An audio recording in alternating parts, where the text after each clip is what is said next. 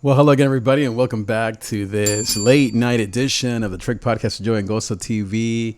Man, I am tired. It's about 9 o'clock here, Pacific time in the Long Beach, California area.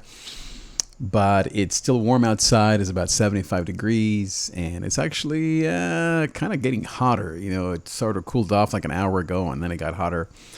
And I'm wrapping up just the evening here, getting ready for the rest of this weekend tomorrow. And I just was thinking a lot about the importance of grace and forgiveness and the value of accepting each other, of loving each other. You know, I was listening to a video of this spiritual leader talking, and you know what I was just picking up from him? First, it was a packed room. It was just standing room only, and guy about my age, and just something that I know that God is going to do in my life in due season. I know that I'm supposed to speak to a packed room of people that are longing for God, who are excited, and to speak passionately from my heart. But you know, sometimes it takes a while. I mean, maybe, I don't know, a lifetime to figure out your message, kind of what it is that you really stand for. And I think that in all of my years, I've tried to be a lot of things, and I've done a lot of wonderful things. God has been very gracious. But I've realized that there are certain aspects of my life and of my beliefs that really matter the most to me. And I would say that the number one thing that matters the most to me, maybe it's two, is grace and love. You know, you hear me talk a lot about here. You hear me talk a lot here about gozo, which means joy in Spanish. So gozo, you know, I got my gozo mug right here, and you know, got my gozo hat there in the background, and or here on the side. But I think that if I was to talk about any one thing for the rest of my life, if I was to give you my last words, right? God forbid, you know, that it was just I only had 24 hours left to live, I would talk to you about love and grace. When I was watching this man talking to his church, all I could feel from him was love and grace. And I thought, that is what I'm supposed to be about. You know, sometimes in churches, you're supposed to be about dividing, about fighting, about standing up for certain things, about worrying, about fear. And I mean, there are so many things in my 30 years of church that I have fallen, maybe prey to, or maybe even that I've contributed to. All of those things really are worthless. They are distractions to the message of grace and love. We are to love one another. We are to accept one another. And all this constant judging and hate and you are horrible and I'm amazing and you're terrible because you believe a certain way or because you don't do these things that I do, really is destroying our society. I mean, just look at the political world. Just look at the online space. Just look at what happens anytime that you talk about immigration or about healthcare or about helping the poor, about things that should unite us, about things that we should all be eager to do and to help people and to do more and to be a part of. Instead, it seems like everything these days divides us. These days divide us. We and I and my message starting today is going to be about love and grace, forgiveness and non-judgment. I'm sorry for the times that I have come across as judgmental, and I forgive all those people who have judged me or the things that I stand for. You know, and to really go back and to recount all the things that people have done to me or to you, that's a waste of time, isn't it? What's the point of you and I recounting all the horrible things that people have done? It only is going to make you bitter, and it's going to keep you from the message of love that you have in your heart. You and I have a message. We have been put on this earth for one purpose, and that is to express the love of God to every human in this earth. There are children at the border, in our neighborhoods, in our homes that need your love and grace. There are people in jails that need your love and grace. There are people that are shut-ins in senior housing and senior centers that need your love and grace. There are youth in our high schools and middle schools that need mentors and that need men and women to go and spend time with them. There are people that are addicted to drugs and alcohol and sexual addictions that need support and sponsors and people who will share their stories. That is what we're supposed to be about. All this stuff about who's right and who's wrong and who's left and who's right, and are you for or against Trump? Are you for or against Bernie? Are you for Harris or not? And Pelosi and OC, I forget the young girl's name. Big fan. What's the point of us fighting? Have you realized how the earth is not getting any younger? How you and I are not getting any younger? And how the young people around us are lost because we as their mentors are just as lost and we're just fighting? Do you ever feel like maybe you need to stop using bad language against your coworkers or your boss and begin to bless people and begin to actually act like a man and a woman of love? Have you ever thought about the need to be people of grace, people of love, people of gozo, people of joy? That's why I love this whole thing, my hat and all this crazy stuff that I do here for you guys. I do it because, man, we need to have a smile on our face, right? You know, in the last few years, I have fallen victim, I guess, to fighting and worrying, and, you know, my battle with anxiety is well documented. I wonder if a lot of that is because I've been focusing on hate, on what people have done to me versus focusing on what I can do for others. Isn't that what JFK said? Isn't that what Jesus said? Love others as yourself. You know, like I love seeing artists that are producing amazing music. I was listening to Travis Scott an interview with him just this morning, and he was talking about how his legacy, he's like maybe in his mid-20s, late 20s, he wants to die knowing that he impacted billions of people to recognize the beauty inside of them. Something like that. I thought, wow, that is amazing. This young man, you know, who you think he's all about money and grills and blah, blah, blah, and Kylie and whatever, right? And, you know, obviously his videos is all about naked women and the drug culture. And so I'm not talking about that part of it. But see, there we go again, right? Focusing on all the horrible things that people do. When he said that he wanted to influence 1 billion people for good, I thought, man, am I that bold to say what he's saying? Am I focused on transforming people's lives towards good, whether it's 1 or 1 billion? Or am I focusing on protecting myself or being right or accusing others or walking in fear or shame and anxiety? We are meant to be people of love and grace. You and I are called to live in victory, in power, in joy, in grace. It's what we need as humans. When someone offers love towards you, it changes us.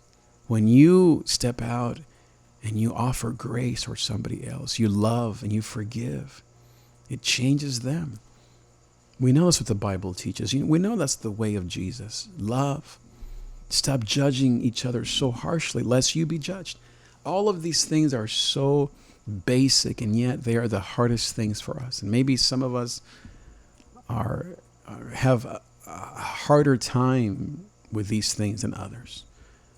I wonder if it's time for us to heal the world through love and grace, through forgiveness, through acts of kindness, through generosity and acceptance. And stop focusing so much on who's right and who's wrong, and I hate this and I don't like that. It seems like that message has permeated the whole world.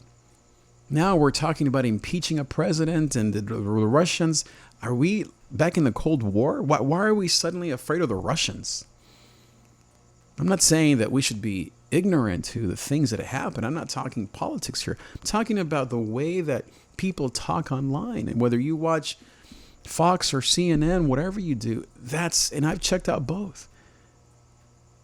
And every time I watch either channel, I just turn it off. I think, what's the point of this? Can someone stand up and talk about love and unity? Click. Everybody turns that off, right? It's like, who wants to hear about love and unity? I do. My family does. You do. All of us. We want to hear about love, about forgiveness, about the potential to be united with your family, with people that you maybe don't get along with right now. It's so easy to fall out of love with people, even in your own neighborhood, right? How are you getting along with the people in your apartment complex? Can anybody say ouch? How are you getting along with your mom, with your parents? Are you allowing that hate and that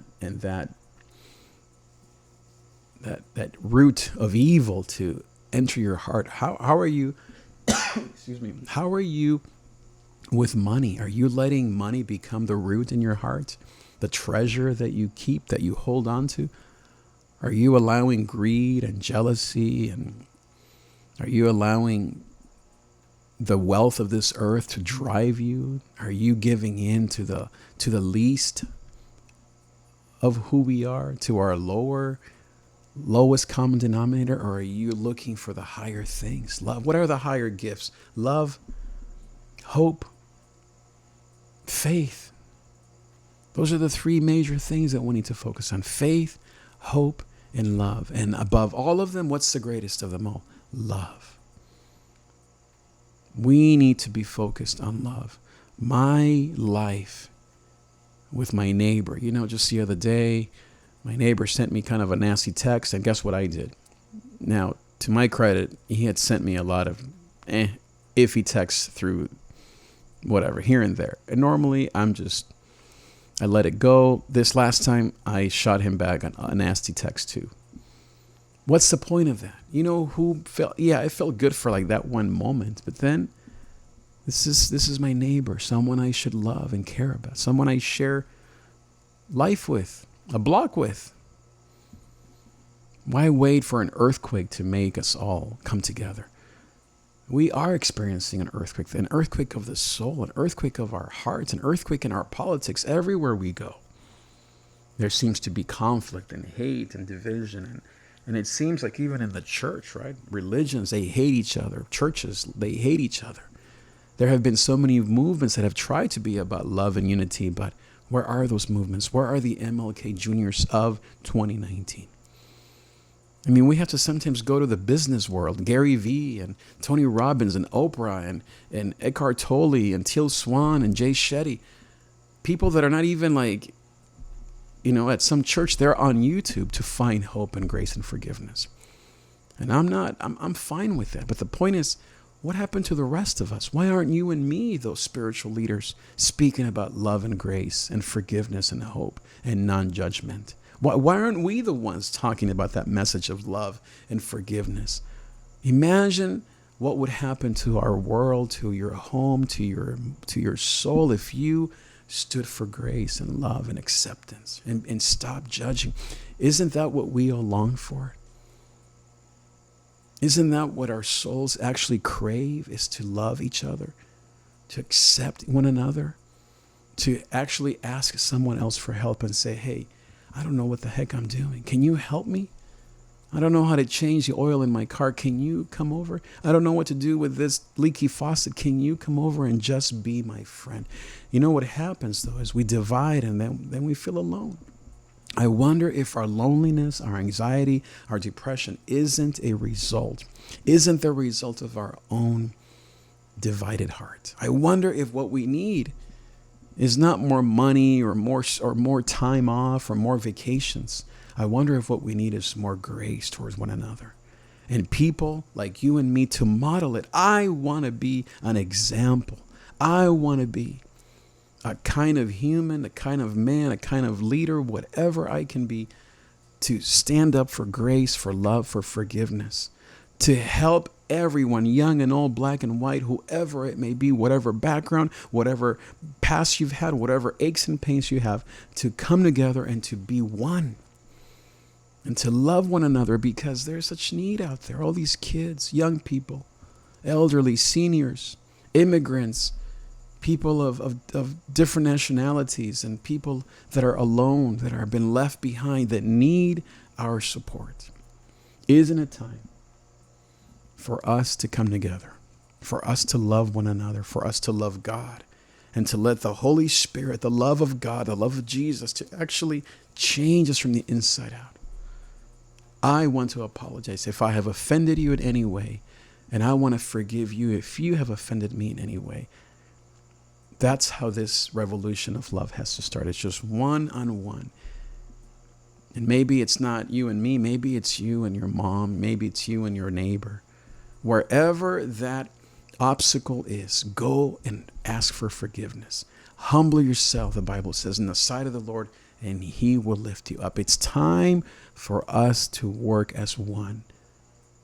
None of us want to die alone. I want to die in 100 years with people around me. Not that they love me, but that I have loved. How many people do you want at your funeral? I want little kids. I want black and brown and yellow and purple to all be next to me. I want musicians and entrepreneurs. I want Christians and atheists. I want people of different backgrounds, of different ages to be not there because they love me, but to be there at my last day because I have loved them with the love of God. It seems like it's maybe time for you and me to join hands and to work as one, to bring healing, to bring a better world to each other. It's not just for our kids anymore. I want peace in my life. I want companionship. I want to be able to have chubby bunny parties in my backyard every weekend. You got to check out my channel if you don't know what I'm talking about. We need each other. We need to come together. And I want to invite you to stay connected to this channel, to what we're talking about here. You know, it's just one person here, two people. You know, we don't have a big audience. It doesn't matter because I wasn't ready. Perhaps it was all my fault. Perhaps my life just hasn't been ready, but I am hungry. I am ready to say, I want to be about love and grace. I want to be about oneness and unity. And when conflicts arise and when problems happen, I want to resolve those things in the best way possible and to work as one. When differences rise, let's actually use our differences to fix the big problems of this earth. There are many people that are worse off than you and me. Here in other parts of the world, back home, wherever you're from, whether you're from Indiana, local SoCal, or Mexico, or wherever you're from, or your parents, we need each other. We are the world, as the old 80s song said. Let us work as one in an attitude of love and grace and forgiveness. Let's put down our phones. Let's say no to all of these distractions, and let's say yes to love, yes to relationship, yes to forgiveness and non-judgment. Thank you for watching. Share this episode with 10 of your friends, and I will see you next time.